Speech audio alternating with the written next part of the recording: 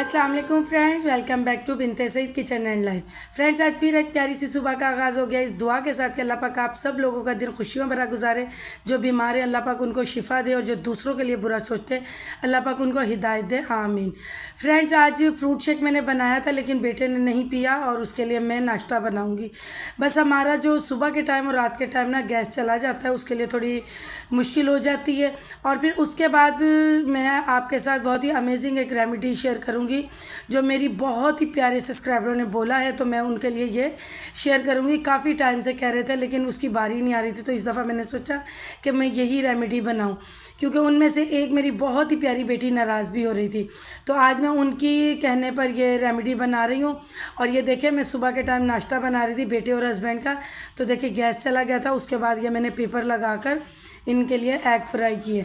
जब मैंने दूसरा एग डाला ना, तो फिर उसके बाद गैस आ गया था जल्दी, वरना वो 1 घंटे के बाद ही आता है। लेकिन ये देखें किस तरह है। फिर उसके बाद इसकी सफाई करना इतनी मुश्किल हो जाती है ना। बस गैस तो कुछ कुछ आ रहा होता है, लेकिन जो लोग मशीन्स लगा लेते हैं ना, उसकी वजह से फिर गैस दूसरे घरों में नहीं आता। और मशीन में नहीं लगाती क्योंकि ये एक अनसेफ भी है और ये कानूनन जुर्म भी है, तो इसलिए मैं ये चीज़ नहीं करती। और ये देखिए अभी गैस आ चुकी है, लेकिन चूल्हे में इतना गंद मच गया, इसको बड़ा मुश्किल फिर मैंने क्लीन किया था। लेकिन उसी टाइम कर लेती हूँ जब मुझे सारे कामों से फारिग होती हूँ। इन लोगों को भेजने के बाद फिर मैं अच्छे से क्लीन कर लेती हूँ, क्योंकि ये चूल्हा ऐसी चीज़ है, एक बार ख़राब हो ना तो फिर ये जल्दी सही नहीं होता। फिर उसके बाद बेटी को हस्बैंड छोड़ने गए थे, तो बेटे को मैं छोड़ने जा रही थी, तो अम्मी भी आई हुई है। तो अम्मी ने कहा मैं भी तुम्हारे साथ चलती हूँ, क्योंकि नमाज़ के बाद अम्मी थोड़ी देर लेटी थी। फिर अम्मी उठ गई, अम्मी ने कहा तुम जा रही हो तो मैं भी तुम्हारे साथ चलती हूँ। तो फिर मैं अम्मी को भी साथ लेकर गई। हमने कहा हम बेटे को छोड़ कर आते हैं कॉलेज। बस इसी तरह ये है कि रोडों के काम हो रहे हैं, ट्रैफिक भी इतनी जाम हो रही है, तो इसी तरह। और फिर उसके बाद मैं आई, हम लोगों ने थोड़ी देर रेस्ट किया। फिर शाम में मैंने ये बारबेक्यू कबाब बनाती हूँ, इसकी रेसिपी मेरे चैनल पर है, आप देख सकते हो। शॉर्ट वीडियो मैंने डाली है, उसमें पूरी रेसिपी है, बहुत सारे लोगों ने फॉलो भी की है। तो जिनको नहीं पता तो वो मेरी शॉर्ट वीडियो में इसकी फुल रेसिपी देख सकता है। तो ये मैंने बना के फ्रीज़ किया था, क्योंकि ये अच्छा लगता है शाम में चाय के साथ या वैसे पराठे के साथ आप खाएं तो ये बहुत ही यम्मी लगते हैं। तो इस तरह। और फिर थोड़े से शामी कबाब बनाए थे मैंने, मटन शामी कबाब, इसकी भी रेसिपी मैंने आपके साथ शेयर की हुई है, मेरे व्लॉग पर है, तो आप देख सकते हो।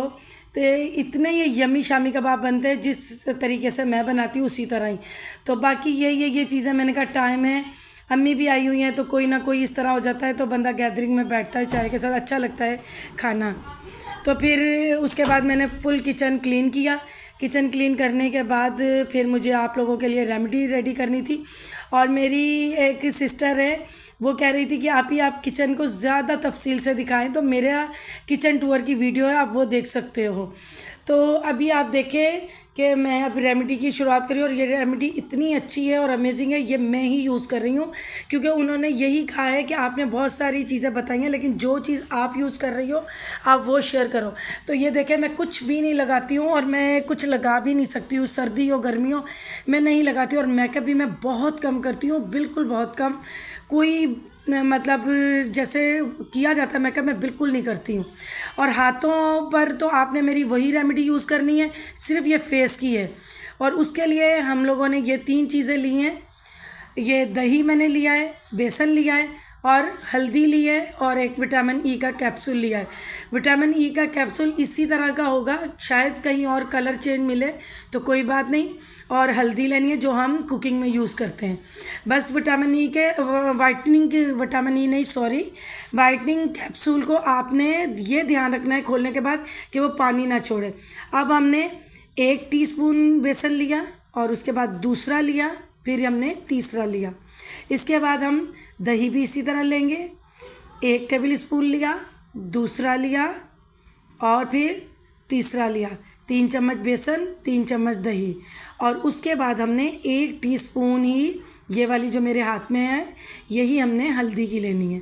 ये देखें, ये हमने हल्दी की ली अच्छे से, ये मेरी 1 चम्मच ही थी तो मैं इसे लूँगी और ये हमने डालनी है। और अक्सर मेरी बहनें पूछती हैं आपकी कौन सी हल्दी वही आप लीजिएगा जो हम कुकिंग में यूज़ करते हैं, सबसे बेस्ट वही होती है। ठीक है, अब ये 1 टीस्पून ये भी हो गई। अब ये चीज़ें हमने डाल ली हैं। उसके बाद हमने इसको मिक्स करना है थोड़े से दूध के साथ। और ये देखिए वाइटनिंग का कैप्सूल आपने इस तरह डालना है। ये देखिए इसका लिक्विड कितना अच्छा और थिक है। अगर आपको ये पतला या इसका पानी या ऑयल अलग हो तो वो मत यूज़ कीजिएगा, वो एक्सपायर या ख़राब हुआ होगा। ये इसकी सबसे ज़्यादा इसकी पहचान है सही वाइटनिंग कैप्सूल की, ठीक है। इसको आपने बिल्कुल गौर से इसी तरह करना है। अब आप इसको मिक्स कीजिएगा और आपको पता चल जाएगा हमें थोड़ा सा दूध ऐड करना है। इतना सा करिएगा कि ये क्रीम जैसा बैटर बन जाए, या इडली जैसा या डोसा जो हम बनाते हैं वो उस तरह का बैटर बन जाए। ये देखिए मैंने थोड़ा सा दूध डाला है अंदाजे से, और मैं इसको घुमाती जा रही हूँ। ये खुद ही क्रीमी सा हो जाएगा अच्छा सा। आपने भी इसी तरह ही करना है। अब ये देखिए इसी तरह बस आप घुमाते जाएं कि ये इसमें कोई बबल ना बने, इसमें कोई गांठ ना बने। तो ये आपने इस तरह करना है। और ये भी मैं आपको बता दूं, ये आप 2 दिन रख सकते हैं कि फ्रिज में, और 2 दिन से ज़्यादा नहीं आप रख सकते। आप 2 दिन रख लें और लगा लें, बाकी 2 दिन के ज़्यादा आप रख नहीं सकते, और फ्रिज में ही रखें। और जिन लोगों की लाइट ज़्यादा जाती है वो 1 दिन रखें। अब ये आप देख रहे हैं कि किस तरह का क्रीमी बैटर हो गया है। और ये दोबारा फिर मैं बता दूं कि हाथों और पाँवों की जो मैंने रेमेडी पहले आपके साथ शेयर की है वही होगी। ये सिर्फ फेस के लिए, और ये फेस पे इतनी ग्लोइंग देगी ना, जैसे आप बहुत ही ज़्यादा शाइनिंग वाली स्किन आपकी हो जाएगी, जिसे कहते हैं ना ग्लास स्किन, ये वो होगी आपके साथ। क्योंकि मुझे खुद को ये इसके साथ बहुत फ़र्क और इतना फ़र्क आया है, तो इसीलिए फिर मैंने बस यही बार बार कहती आप ही जो आप यूज़ करती हो वही आपने हमें बताना है। तो देखिए मैं यही यूज़ करती हूँ, दिन में 2 बार भी कभी करती हूँ, कभी 1 बार, कभी दिन मिस हो जाता है, लेकिन लगाती ज़रूर हूँ।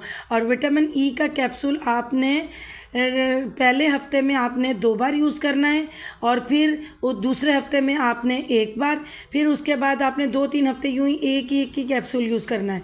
किसी भी रेमेडी में डाल लें, मतलब किसी दिन भी जब ये आप बैटर बनाए ना उस दिन बनाए, रोज़ नहीं डालना है, 1 हफ्ते में 1 बार। फिर उसके बाद आप ये कैप्सूल डालना छोड़ दें और आप यही मास्क लगाते रहें। अब जब एक बार सूख जाए फिर आपने दोबारा दूसरी लेयर लगा लेनी है। जब दूसरी लेयर हाफ सूख जाए फिर आपने हल्का सा पानी डाल के इसको अच्छे से जैसे हम स्क्रब करते हैं ना, हल्के हाथ से, बिल्कुल हल्के हाथ से थोड़ा सा चंद सेकंड करने के बाद आप मुंह वॉश कर लें। इतनी प्यारी आपकी स्किन हो जाएगी 1 हफ्ते के अंदर अंदर। तो आपने इसी तरह यूज़ करना है। विटामिन ई का कैप्सूल भी मैंने तरीका बता दिया कितनी बार और कैसे यूज़ करना है। अल्लाह पाक आप सब लोगों को खुश रखे, आमीन। अल्लाह हाफिज़।